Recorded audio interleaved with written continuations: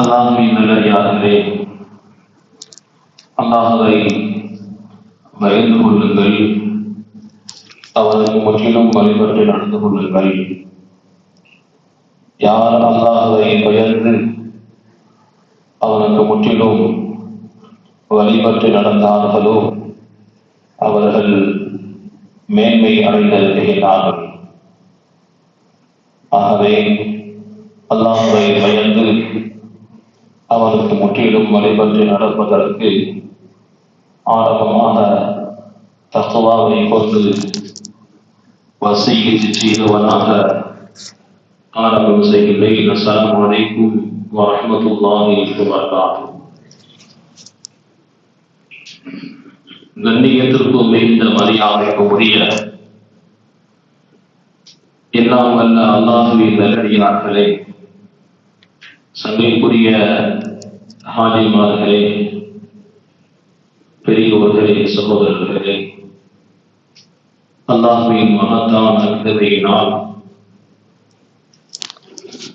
அவனால் சங்கைப்படுத்தப்பட்ட மாதங்களில் ஒரு மாதமான முஹர்ரமுடைய மாதத்தினுடைய முதல் ஜும்ஆவில் நாம் எல்லாம் பெற்றிருக்கின்றோம். இஸ்லாமிய புத்தாண்டின் முதல் ஜும்ஆ ஹிஜ்ரி 1448 ஆண்டினுடைய முதல் ஜும்ஆவில் நாம் எல்லாம் பெற்றிருக்கின்றோம். ரப்புல் ஆலமீன் புதிதாக பிறந்திருக்கக்கூடிய, நாம் அடியெடுத்து வைத்திருக்கக்கூடிய இந்த புத்தாண்டை அல்லாஹ் எல்லா விதமான கைது பலகாத்துகளை பெற்ற ஆண்டாக அல்லாஹ் ஆக்கி அருள்வானாக. எல்லா ஆபத்துகளை விட்டும், முசீபத்துகளை விட்டும், நோய் நொடிகளை விட்டும், ஆரோக்கியமில்லா வாழ்வை விட்டும் பாதுகாக்கப்பட்ட ஆண்டாக அல்லாஹ் இந்த புத்தாண்டை ஆக்கி அருள்வானாக. சங்கைக்கும் மரியாதைக்கும் உரிய அல்லாஹ்வின் நல்லடியார்களே, இந்த புத்தாண்டினுடைய முதல் ஜும்ஆவுடைய பேசப்பட வேண்டிய ஒரு செய்தி என்னவென்று சொன்னால், ஹிஜ்ரி புத்தாண்டு நமக்கெல்லாம் தெரியும், ஆங்கில வருடத்துடைய முதல் மாதம். அதே போன்று தமிழ் புத்தாண்டுடைய முதல் மாதங்கள் எல்லாம் நம்முடைய குழந்தைகளுக்கும் சிறார்களுக்கும் அதிகமாக தெரிவதற்குண்டான வாய்ப்புகள் கிடைக்கப்படுகின்றன. ஹிஜ்ரத் என்று சொன்னால் என்ன, ஹிஜ்ரி என்று சொன்னால் என்ன, எதற்காக வேண்டி இஸ்லாமிய புத்தாண்டிற்கு ஹிஜ்ரி வருட பிறப்பு என்று பெயர் வந்தது என்பதை நாம் அறிந்து கொள்வதற்கு கடமைப்பட்டிருக்கின்றோம். அந்த ஹிஜ்ரத் ஏன் நடைபெற்றது, அந்த ஹிஜ்ரத்தின் மூலமாக நபிகள் நாயகம் ரசூலுல்லாஹி ஸல்லல்லாஹு அலைஹி வஸல்லம் அவர்கள் ஏற்படுத்திய நாகரீக புரட்சிகள் என்ன, இந்த ஹிஜ்ரத்தின் மூலம் இந்த உம்மத்துக்கு கிடைக்கப்பெறக்கூடிய படிப்பினை என்ன என்பதை பற்றி நாம் சிந்தித்து பார்ப்பதற்கு கடமைப்பட்டிருக்கின்றோம். நபிகள் நாயகம் ரசூலுல்லாஹி ஸல்லல்லாஹு அலைஹி வஸல்லம் வாழக்கூடிய காலகட்டத்தில் இது போன்ற ஹிஜ்ரி ஆண்டு என்பது ஒன்று இல்லை. ஹிஜ்ரத் என்று சொன்னால் ஒரு நாட்டை விட்டு இன்னொரு நாட்டிற்கு தன்னுடைய ஈமானை பாதுகாப்பதற்காக வேண்டி தியாகம் ஆப்பாமையோடு செல்வதற்குண்டான பேர் தான் ஹிஜ்ரத் என்று வரலாறு சொல்கின்றது. அல்லாஹ் சொல்கின்றான், வமன் யக்ருஜ் மின் பைத்திஹி முஹாஜிரன் இலல்லாஹி வ ரசூலிஹி யஜிது ஃபில் அர்தி முராகமன் கதீரன் வஸஆ. அல்லாஹ்விற்காகவும் அவருடைய தூதர் பெருமானார் ரசூலுல்லாஹி ஸல்லல்லாஹு அலைஹி வஸல்லத்திற்காக வேண்டி யார் ஹிஜ்ரத் செய்கின்றார்களோ அவர்களுக்கு விசாலமான வாழ்வு உண்டு என்பதை அல்லாஹ் தன் வான்வரையில் குறிப்பிட்டு காண்பிக்கின்றான். அப்படிப்பட்ட ஹிஜ்ரத்தை நபிகள் நாயகம் ரசூலுல்லாஹி ஸல்லல்லாஹு அலைஹி வஸல்லம் அவர்களும் மேற்கொண்டார்கள், அவர்களோடு சில சஹாபாக்களும் மேற்கொண்டார்கள். அதற்கு பேர் தான் ஹிஜ்ரத். ஈமானை பாதுகாப்பதற்காக வேண்டி எப்படியெல்லாம் வாழ வேண்டுமோ அப்படி வாழ முடியாமல், நினைத்தபடி வாழ முடியவில்லை, நினைத்தபடி தொழ முடியவில்லை, நிம்மதியாக குர்ஆனை ஓத முடியவில்லை, முடியவில்லை, மார்க்கத்தை பற்றி பகிரங்கமாக பேச முடியாத ஒரு காரணத்தில் வாழ்ந்து கொண்டிருந்த சஹாபாக்களுக்கும் நபிகள் நாயகம் ரசூலுல்லாஹி ஸல்லல்லாஹு அலைஹி வஸல்லத்திற்கும் அல்லாஹ் கொடுத்த அல்லாஹ்வின் கிட்ட உத்தரவு ஹிஜ்ரத் செய்ய வேண்டும். வரலாறு பேசுகின்றது. இந்த ஹிஜ்ரத் எப்பொழுது துவங்கப்பட்டது என்று சொன்னால், இஸ்லாமிய ஆண்டின் துவக்கமாக எதை மையப்படுத்துவது? இஸ்லாமிய ஆண்டின் துவக்கமாக ஒரு மன்னருக்கு, ஒரு ஆட்சி அதிகாரிகளுக்கு ஒரு தபால் எழுத வேண்டும் என்று சொன்னால் எந்த ஆண்டை முற்படுத்தி செய்வது, எதை வைத்து நாம் இஸ்லாமிய ஆண்டை நாம் கணக்கிடுவது என்பதை ஒரு யோசனை வைத்திருக்கின்ற போது சையதுனா உமர் ரலியல்லாஹு தஆலா அவர்களுடைய ஆட்சி நடைபெற்றுக் கொண்டிருக்கிறது. சையதுனா உமர் ரலியல்லாஹு தஆலா அவர்கள் ஆட்சி பொறுப்பேற்று 4ஆம் ஆண்டில் இது போன்ற ஒரு மஷூரா நடைபெறுகின்றது. இஸ்லாமிய ஆண்டின் துவக்கமாக எதை வைப்பது? பல சஹாபாக்கள் பலவிதமான யோசனை சொல்கின்றார்கள். பெரும்பாலும் சஹாபாக்கள் இருக்கின்றார்கள். சையதுனா உஸ்மான், சையதுனா அலி, சையதுனா உமர் ரலியல்லாஹு அன்ஹும் இது போன்ற பெரும்பாலும் சஹாபாக்கள் இருக்கின்றார்கள். இஸ்லாமிய ஆண்டின் துவக்கமாக இதை வைக்கலாம், அதை வைக்கலாம் என்று ஒவ்வொரு சஹாபாக்களும் தமக்கு ஏற்பட்ட, தனது அறிவுக்கு ஏற்பட்ட செய்தியை சொன்ன போது ஒவ்வொரு சஹாபாக்களும் ஒவ்வொரு விதமான கருத்தை சொல்கின்றார்கள். ஒரு சஹாபி சொல்கின்றார்கள், நபிகள் நாயகம் ரசூலுல்லாஹி ஸல்லல்லாஹு அலைஹி வஸல்லம் இந்த உலகத்தில் பிறந்ததற்கு பின்புதான் பலவிதமான மாற்றங்கள் ஏற்பட்டது. எனவே பெருமானாருடைய பிறப்பை இஸ்லாமிய ஆண்டின் துவக்கமாக வைத்துக் கொள்ளலாம். இல்லை, நபிகள் நாயகம் ரசூலுல்லாஹி ஸல்லல்லாஹு அலைஹி வஸல்லம் பிறந்து நுபுவத் என்று சொல்லப்படக்கூடிய நபி பட்டம் கிடைத்ததற்கு பின்புதான் பலவிதமான மாற்றங்கள் ஏற்பட்டது. எனவே பெருமானார் ரசூலுல்லாஹி ஸல்லல்லாஹு அலைஹி வஸல்லத்திற்கு எப்பொழுது நுபுவத் கொடுக்கப்பட்டதோ, நபி பட்டம் கொடுக்கப்பட்டதோ, அந்த நுபுவத்தை வைத்து இஸ்லாமிய ஆண்டின் துவக்கமாக வைத்துக் கொள்ளலாம் என்று சில சஹாபாக்கள் சொன்னார்கள். இன்னும் சில சஹாபாக்கள் சொல்கிறார்கள், இல்லை, எப்பொழுது நபிகள் நாயகம் ரசூலுல்லாஹி ஸல்லல்லாஹு அலைஹி வஸல்லம் அவர்கள் தன்னுடைய ஈமானை பாதுகாப்பதற்காக வேண்டி இந்த இஸ்லாத்தை உலகெங்கிலும் 8 திசையிலும் பறைசாற்றுவதற்காக வேண்டி மக்காவிலிருந்து மதீனாவை நோக்கி தியாகத் பயணமாக ஹிஜ்ரத் என்று சொல்லப்படக்கூடிய பயணத்தை மேற்கொண்டார்களே, அந்த ஹிஜ்ரத்தை மையமாக வைத்து இஸ்லாமிய ஆண்டின் துவக்கமாக வைத்துக் கொள்ளலாம் என்று சில சஹாபாக்கள் சொல்கின்றார்கள். பிறப்பை வைத்துக் கொள்வதா, பெருமானாரின் பிறப்புக்கு பின்புதான் பல மாற்றங்கள் ஏற்பட்டது, நுபுவத்துக்கு பின்புதான் பல மாற்றங்கள் ஏற்பட்டது, ஹிஜ்ரத்துக்கு பின்புதான் இஸ்லாமிய சொல்லப்படக்கூடிய ஏகத்துவ கலிமா 8 திசைகளிலும் ஒழுங்கப்பட்டது.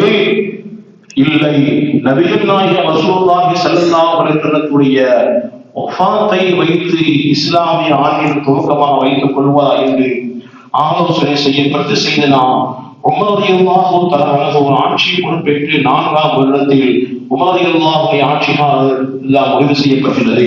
நபிகள் நாயகம் ரசூலுல்லாஹி ஸல்லல்லாஹு அலைஹி வஸல்லம் அவர்கள் ஹிஜ்ரத்தை மேற்கொண்டார்களே, தன்னுடைய ஈமானை பாதுகாப்பதற்காக வேண்டி மக்காவிலிருந்து மதீனாவிற்கு தொடர்ந்து 14 தினங்கள். இன்றைக்கு ஹாஜிகள் வேண்டுமானால் உம்ராவுக்கு செல்லக்கூடிய உம்ராவாக இருந்தாலும் சரி, ஹாஜிகளாக இருந்தாலும் சரி, மக்காவிலிருந்து மதீனாவுக்கு செல்வதற்குண்டான அவர்கள் பஸ்களில் புறப்பட்டார்கள் என்று சொன்னால் 5-6 மணி நேரங்களில் சென்று விடுவார்கள். ரயில்களில், புகை வண்டியின் மூலமாக, அந்த ட்ரெயினின் மூலமாக செல்வதென்றால் 2 மணி நேரத்தில் மக்காவிற்கு மதீனாவுக்கு நுழைந்து விடுவார்கள். ஆனால் அன்றைக்கு வரலாறு சொல்கிறது, நபிகள் நாயகம் ரசூலுல்லாஹி ஸல்லல்லாஹு அலைஹி வஸல்லம் அவர்களும் சில சஹாபாக்களும் 14 தினங்கள் மதீனாவை நோக்கி பெருமானார் ஸல்லல்லாஹு அலைஹி வஸல்லம் மதீனாவுக்கு சென்றார்கள். அவர்கள் சென்ற பயண தூரங்கள் எவ்வளவு? மக்காவில் மதீனாவுக்கு கரடுமுரடான பாதையை கடந்து இந்த மக்காவில் தான் பிறந்த அந்த மண்ணில் நிம்மதியாக வாழ முடியவில்லை, நிம்மதியாக குர்ஆனை ஓத முடியவில்லை, பகிரங்கமாக மாற்று பிரச்சாரம் செய்ய முடியவில்லை. எல்லா விஷயத்திற்கும் தடையாக இருந்த அந்த மக்காவில் ஈமானை பாதுகாப்பதற்காக மதீனாவை நோக்கி சென்றார்களே, அந்த ஹிஜ்ரத்துடைய பயணத்தை மையமாக வைத்தான் இஸ்லாமிய ஆண்டின் துவக்கமாக வைக்கப்பட்டது. செய்தா உமர் ரலியல்லாஹு தஆலா அவருடைய ஆட்சி காலகட்டத்தில் சர்க்கைக்குரிய சமுதாய சொற்களை அந்த மக்காவிலிருந்து மதீனாவிற்கு ஹிஜ்ரத் செய்தவர்களுக்கு உண்டான பெயர் மார்க்கம் சொல்லும் முஹாஜிர்கள் என்று சொல்லும். மக்காவிலிருந்து மதீனாவுக்கு புறப்பட்டு சென்ற அந்த மதீனா வாசிகள் இந்த மக்கா வாசிகளை அரவணைத்துக் கொண்டார்களே, அவனுக்கு உண்டான பெயர் மார்க்கம் சொல்லும் அன்சாரிகள் என்று சொல்லும். இந்த மக்கா வாசிகள் பொறுமிட்டு ஓடவில்லை, யாருக்கும் பயந்து ஓடவில்லை, தனது ஈமானை பாதுகாக்க வேண்டும் என்பதற்காக வேண்டி, அல்லாஹ்வுடைய உத்தரவு என்ற ஒரே ஒரு காரணத்திற்காக வேண்டித்தான் அந்த சஹாபாக்கள் மதீனாவை நோக்கி பெருமானார் ஸல்லல்லாஹு அலைஹி வஸல்லத்தோடு ஹிஜ்ரத் என்று சொல்லக்கூடிய பயணத்தை மேற்கொண்டார்கள். பெரும் பெரும் சஹாபாக்கள். அல் குர்ஆன் பேசுகின்றது, மக்காவிலிருந்து மதீனாவிற்கு புறப்பட்டு சென்றார்களே அந்த முஹாஜிர்களை குறித்து குர்ஆன் பேசும். ஏழைகள் என்று சொல்லும். அவர்கள் ஏழை அல்ல, அன்றைய வரைக்கும் அவர்கள் பொருளாதாரத்தில் உயரத்தில் இருந்தவர்கள், ஆட்சி அதிகாரத்தில் உயரத்தில் இருந்தவர்கள். என்றைக்கு அல்லாஹ்வுடைய உத்தரவு வந்ததோ அன்றைக்கு பொருளாதாரத்தை, தன்னோடு இருந்த மனைவி மக்களை, வியாபாரத்தை, தான் வகித்து வந்த பதவிகளை, ஆட்சி அதிகாரத்தை அனைத்தையும் விட்டுவிட்டு இறைவனுக்காக எம்பெருமானார் ரசூலுல்லாஹி ஸல்லல்லாஹு அலைஹி வஸல்லத்தோடு பயணத்தை மேற்கொண்டார்களே, அதற்குண்டான பேர்தான் ஹிஜ்ரத்துடைய பயணம். நாம் ஒவ்வொரு ஆண்டும் ஹிஜ்ரத்தை குறித்து இஸ்லாத்தை பாதுகாப்பதற்காக அல்ல, தனது ஈமானை பாதுகாப்பதற்காக இப்படி பெருமானார் ரசூலுல்லாஹி ஸல்லல்லாஹு அலைஹி வஸல்லம் ஹிஜ்ரத்துடைய பயணத்தை மேற்கொண்டார்கள். அங்கு சென்றதற்கு பின்னால் இந்த உம்மத் ஒரு மூமின் எப்படி வாழ வேண்டும் என்பதற்கு கற்றுக் கொடுத்தார்கள் என்று வரலாறு பேசுகின்ற சொன்னார். சங்கைக்குரிய சமுதாய பெருமக்களை, முஹாஜிர்கள் யார் என்று சொன்னால் அவர்கள் பாக்கியம் பெற்றவர்கள். இந்த முஹாஜிர்களை அரவணைத்து உதவி செய்தார்களே அவர்களுக்கு உண்டான பெயர் அன்சாரிகள் என்று சொல்வார்கள். இதை வான்வழி அல் குர்ஆன் பேசுகின்றது. வல்லதீனா ஆமனு வனஸரு, அந்த மதீனா வாசிகள் எப்படிப்பட்டவர்கள் என்றால் இஸ்லாத்திற்காக வேண்டி, ஈமானை பாதுகாப்பதற்காக வேண்டி பகிரங்கமான முறையில் சொல்ல முடியாமல், குர்ஆனை ஓத முடியாமல், மார்க்கம் சம்பந்தப்பட்ட விஷயங்களை பேசுவதற்கு உண்டான முகாம்கள் இல்லாமல் வாழ்ந்து கொண்டிருந்த அந்த மக்கா வாசிகள் மதீனாவிற்கு சென்றார்களே, அந்த சென்றதற்கு பின்னால் அந்த மதீனா வாசிகள் இந்த மக்கா வாசிகளிடத்தில் முகாமிடத்தில் எப்படி நடந்து கொண்டார்கள் என்பதை குறித்து வாழ்க்கை பேசுகின்றது. வல்லதீன ஆமனு வனஸரு, அந்த மதீனா வாசிகள், அந்த அன்சாரி தோழர்கள் யார் என்று சொன்னால், எப்படிப்பட்ட குணாதிச முடிவுகள் என்று சொன்னால், எப்படிப்பட்ட நற்பலனுக்கு சொந்தக்காரர் என்று சொன்னால், ஆமனு வனஸரு, மக்காவிலிருந்து வந்த சஹாபாக்களை அரவணைத்துக் கொண்டார்கள். வனஸரு, அந்த முஹாஜிர்களுக்கு உதவி செய்தார்கள். அவர்களுக்கு உண்டான பெயர்தான் அன்சாரி என்று அல் குர்ஆன் பேசுகின்றது. சொன்னால் சங்கைக்குரிய சமுதாய பெருமக்களே, இப்படி வருடங்களில் சில நிகழ்வுகள், சில நிகழ்ச்சிகள் மறக்க முடியாத ஒன்றாக தேர்ந்து கொண்டிருக்கின்றது. அல் குர்ஆன் எல்லாம் பேசுவார். சில நிகழ்வுகளை குறிப்பிட்டு பேசுகின்றான். உதாரணத்துக்கு சொல்ல வேண்டும் என்று சொன்னால், நபினா நூஹ் அலைஹிஸ்ஸலாத்து வஸலாம் இந்த உலகத்திற்கு வந்து ஏகத்துவ கலிமாவை பிரச்சாரம் செய்து அவர்களுக்கு ஈமான் கொண்டவர்கள் ஏராளம். இந்த உலகத்தில் அவர்கள் எத்தனை ஆண்டுகள் வாழ்ந்தார்கள் என்று அல் குர்ஆன் துல்லியமாக பேசுகிறது. ஃபலபித ஃபீஹிம் அல்ஃப ஸனத்தின் இல்லா 50 ஆமா. அந்த நூஹ் அலைஹிஸ்ஸலாத்து வஸலாம் அவர்கள் இந்த உலகத்தில் 950 ஆண்டுகள் வாழ்ந்தார்கள் என்று அல் குர்ஆன் துல்லியமாக பேசுகிறது. அதே போன்று குகை வாசிகள், அந்த வாலிபர்கள் தன்னுடைய ஈமானை பாதுகாப்பதற்காக வேண்டி குகையில் தங்கிக் கொண்டார்களே, ஈமானை பாதுகாப்பதற்காக வேண்டி குகைவாசிகள் தங்கினார்கள். எத்தனை வருடங்கள், எத்தனை மாதங்கள் அந்த குகையில் தங்குகின்றார்கள் என்று அல் குர்ஆன் பேசுகின்ற போது கஹ்ஃப் என்று சொல்லப்படக்கூடிய அத்தியாயத்தில் அல்லாஹ் பேசுகின்றார்.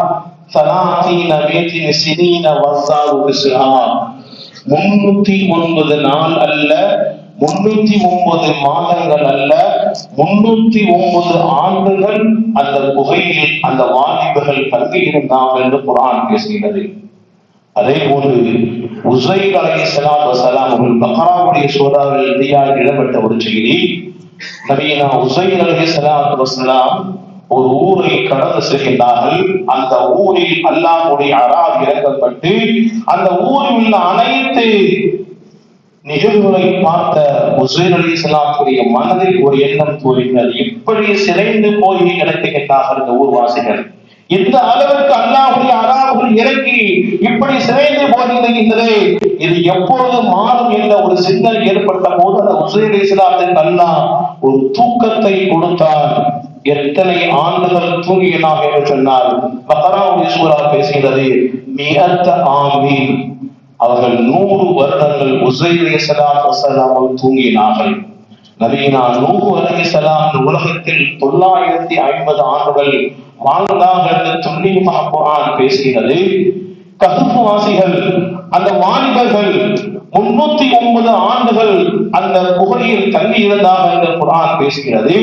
உசைர் அலைஹிஸ்ஸலாத்து வஸலாம் அவர்கள் 100 ஆண்டுகள் தூங்கினார்கள் என்று குர்ஆன் பேசுகிறது. எப்படி வருடத்தில் நடைபெற்ற நிகழ்வுகளை நினைத்து பார்ப்பது ஒரு மூமினுடைய பண்பு என்று சொன்னார்கள் நபிகள் நாயகம் ரசூலுல்லாஹி ஸல்லல்லாஹு அலைஹி வஸல்லம். நம்முடைய காலகட்டத்தில் நம்முடைய வாழ்க்கையில் ஏதாவது ஒரு நிகழ்வு நடந்தது என்று சொன்னால், உதாரணத்துக்கு நமக்கு நடந்த திருமணமாக இருக்கட்டும் அல்லது பல வருடங்களாக கிடைக்கப்படாமல் இந்த குழந்தை பாக்கியம் கிடைத்தது என்று சொன்னால், இந்த வருடத்தில் எனக்கு இந்த செய்தி கிடைத்ததை, இந்த குழந்தையை பெற்றெடுத்து என்று நாம் நினைத்துக் கொண்டிருக்கிறோம். இது போன்ற நிகழ்வுகள் வருடத்தில் நடைபெறக்கூடிய நிகழ்வுகள் ஒரு மனிதனுடைய நினைத்து பார்க்கப்பட வேண்டிய ஒரு நிகழ்வு என்று சொன்னார்கள் நபிகள் நாயகம் ரசூலுல்லாஹி ஸல்லல்லாஹு அலைஹி வஸல்லம். இணையதான் என்னவோ அந்த ஹிஜ்ரத் என்று சொல்லப்படக்கூடிய பயணத்தை இஸ்லாமிய ஆண்டின் துவக்கமாக மையப்பிடித்ததுக்கு உண்டான காரணத்தை பார்க்கிற போது அறிஞர்கள் சொல்லி தருகிறார்கள், ஹிஜ்ரத்துக்கு பின்புதான், ஹிஜ்ரத் என்று சொல்லப்படக்கூடிய பயணத்துக்கு பின்புதான் நபிகள் நாயகம் ரசூலுல்லாஹி ஸல்லல்லாஹு அலைஹி வஸல்லம் பலவிதமான நாகரிக புரட்சியை ஏற்படுத்தினார்கள். ஒரு முஃமின் எப்படி வாழ வேண்டும் என்பதை குறித்து ஹிஜ்ரத்துக்கு பின்புதான் கிடைக்கப்பட்டது என்று வரலாற்றில் பார்க்கிறீர்கள் சொன்னால், சங்கைக்குரிய சமுதாய பெருமக்களை, ஹிஜ்ரத் இந்த உம்மத்திற்கு தரக்கூடிய படிப்பினை ஏராளம். சில விஷயங்களை நாம் பார்க்கின்ற போது இந்த உலகத்தில் வாழக்கூடிய ஒட்டுமொத்த மனித சமுதாயம் இன்றைக்கு வாழ்கின்ற போது சுயநலத்தோடு வாழ்ந்து கொண்டிருக்கக்கூடிய காலகட்டத்தில் வாழ்ந்து கொண்டிருக்கின்றோம். ஒட்டுமொத்த சுயநலத்துடைய மொத்த உருவமே நம்மிடத்தில் தான் இருக்கின்றது. தனக்கு, எனக்கு, நான், எனது குடும்பம், எனது பிள்ளை, எனது வியாபாரம் சுயநலமாக மாறாமல் பொதுநலத்தோடு அந்த அன்சாரி தோழர்கள் எப்படி மக்காவாசியிடத்தில் முஹாஜிர்கள் நடந்து கொண்டார்களோ அப்படிப்பட்ட பொதுநலத்தோடு ஒரு பூமியில் வாழ வேண்டும், சுயநலத்தை தூக்கி எறியப்பட வேண்டும் என்று சொன்னார்கள் நபிகள் நாயகம் ரசூலுல்லாஹி ஸல்லல்லாஹு அலைஹி வஸல்லம். இந்த உலகத்தில் வாழ்கின்ற போது சுயநலம் இல்லாத ஒரு வாழ்க்கை, தனக்கு எனக்கு என்று இல்லாமல் எல்லோருக்கும் வேண்டும். நான் எந்த உணவை உண்ணுகின்றேனோ அந்த உணவை பிறகு கொடுக்க வேண்டும். நான் எந்த உடையை அணுகின்றேனோ, எந்த ரகத்தினுடைய உணவையோ, இந்த ரகத்தினுடைய வியாபாரத்தையும் எப்படி நான் வாழ்ந்து கொண்டிருக்கின்றேனோ அதே போன்று தன்னுடைய சகோதரனும் வாழ வேண்டும், சகோதரனும் அனுபவிக்க வேண்டும் என்ற பொதுநலத்தோடு வாழ்வதுதான் ஹிஜ்ரத் ஏற்படுத்திய நாகரிக புரட்சி என்று சொன்னார்கள் அறிஞர் பெருமக்கள் என்று சொன்னால், சங்கைக்குரிய சமுதாய பெருமக்களை, இந்த உலகத்தில் வாழக்கூடிய ஒவ்வொரு மனிதனும் சுயநலம் இல்லாமல் பொதுநலத்தோடு வாழ வேண்டும் என்று சொன்னார்கள் நபிகள் நாயகம் ரசூலுல்லாஹி ஸல்லல்லாஹு அலைஹி வஸல்லம். ஹிஜ்ரத் தரக்கூடிய இரண்டாவது செய்தி, தியாக மனப்பான்மையோடு இந்த உலகத்தில் வாழ வேண்டும் என்று சொன்னார்கள் நபிகள் நாயகம் ரசூலுல்லாஹி ஸல்லல்லாஹு அலைஹி வஸல்லம். மூன்றாவது சொன்னார்கள், சகோதர வாஞ்சையோடு இந்த உலகத்தில் வாழ வேண்டும். நம்முடைய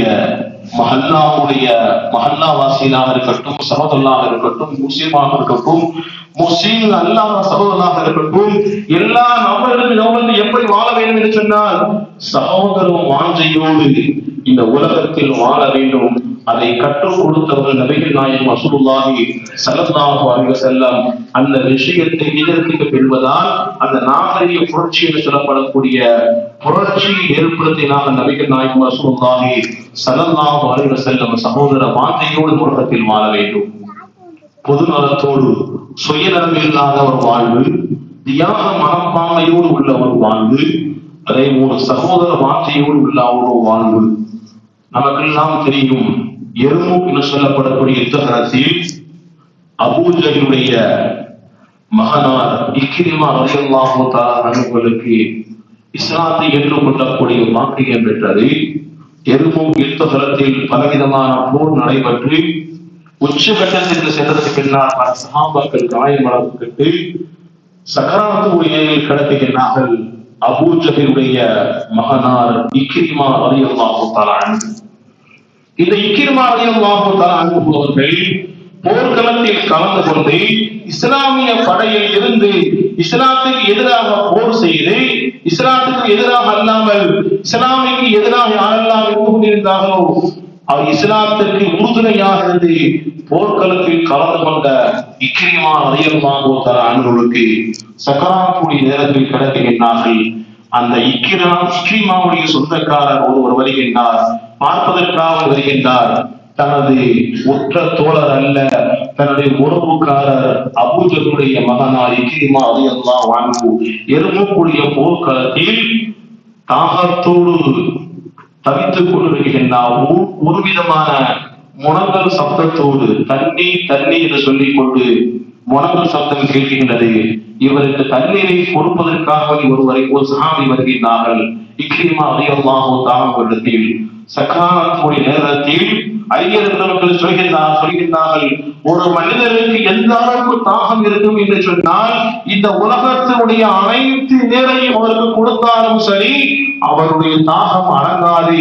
அந்த அளவுக்கு சக்கராத்துடைய நேரத்தில் தாகத்தோடு இருப்பாக என்று அறிஞர்கள் சொல்லியிருக்கிறார்கள். எருமூக்குடைய போர்க்களத்தில் காயப்பட்டு குற்றுயிராக கிடந்த இக்ரிமாவிற்கு ரலியல்லாஹு தஆலா அவர்களுக்கு தண்ணீர் கொண்டு வரப்படுகிறது. தண்ணீரை கொடுக்கக்கூடிய நேரத்தில் அருகாமையில் சொல்லப்படக்கூடிய ஒரு நபித்தோழரும் கிடக்குகின்றார் காயப்பட்டு. இக்ரிமா ரலியல்லாஹு சொல்கின்றார்கள், அன்பு தோழரே, எனக்கு அருகாமையில் என்னை போன்று போர்க்களத்தில் கலந்து கொண்டு குற்றுயிர் கொயிலுமாகக்கூடிய அந்த தோழருக்கு சென்று கொடுங்கள் என்று சொல்கின்றார்கள். இக்ரிமா ரலியல்லாஹு தஆலாவை தாண்டி ஹாஷிம் சொல்லப்படக்கூடிய அந்த நபித்தோழருக்கு கொண்டு செல்கின்றார்கள். தண்ணீரை கொண்டு வந்தவர் அவர் சொல்லுகின்றார், எனக்கு அருகாமையில் ஐயாஷிம் ரபியா என்று சொல்லப்படக்கூடிய ஒரு நபித்தோழர் அவரும் தாகத்தால் துடித்துக் கொண்டிருக்கின்றார். எனக்கு வேண்டாம், அவருக்கு சென்று கொடுங்கள், அவர் சிரமப்படுகின்றார், தாகத்தால் தவிக்குகின்றார் என்று சொல்லி ஐயாஷிம் ரபியாவிற்கு கொடுக்க சொல்கின்றார்கள். இப்படி ஒவ்வொரு நபியும் இக்ரிமா ரலியல்லாஹு தஆலா அன்ஹு, ஹாஷிம் ரலியல்லாஹு தஆலா அன்ஹு, ஐயாஷிம் ரபியா ரலியல்லாஹு தஆலா அன்ஹு ஒருவருக்கு தாண்டி செல்கின்ற போது கடைசியாக வந்து ஐயாஷிம் ரபியாவை பார்க்கின்றார்கள். மரணத்தில் கிடக்குகின்றார்கள். தாகத்தால் தவித்து போர்க்களத்தில் கலந்து கொண்ட ஷஹீதாகி விட்டார்கள். சரி, இவர்கள் மரணித்து விட்டார்களே, இரண்டாம் சென்ற அவர்கள் மரணிக்கின்றார்கள். கடைசியாக இக்ரிமா ரலியல்லாஹு தஆலா மரணித்து விட்டார்கள். தாகத்தால் தவித்துக் கொண்டிருந்த தண்ணீரை கேட்டுக் கொண்டிருந்த தண்ணீர் கொண்டு வரப்பட்டிருந்தாலும் கூட தனது சகோதரனை சிரமப்படுகின்றார், தாகத்தால் தவித்துக் கொண்டிருக்கின்றார், அவருக்கு சென்று தண்ணீரை கொடுங்க என்று சொன்ன நபித்துவத்தை குறித்து அறிஞர் பெருமக்கள் சொல்லி தருகின்றார்கள்.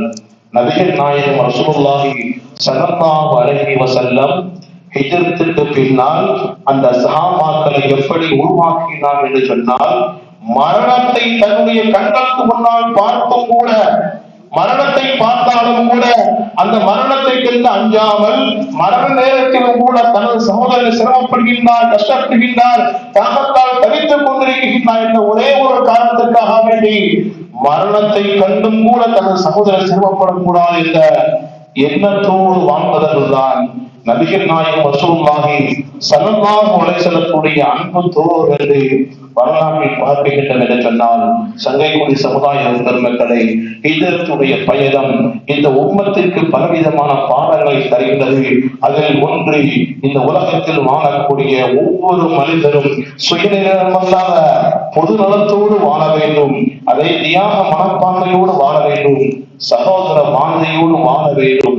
இந்த பாடங்களை தான் ஹிஜ்ரத்தில் சொல்லப்படக்கூடிய அந்த பயணம் இந்த உம்மத்திற்கு படிப்பினை தருகின்றது என்று அறிவியல் பெருமக்கள் சொல்லி தருகின்றார்கள். எல்லாம் வந்த அல்லாஹ் சுப்ஹானஹு வ தஆலா இப்படிப்பட்ட நற்பண்புகளோடு வாழக்கூடிய வேளாண் ஆரோக்கியத்தை ஊக்குவிக்க வல்லவன் அல்லாஹ் நம் அனைவருக்கும் நசீவாக்குவானாக.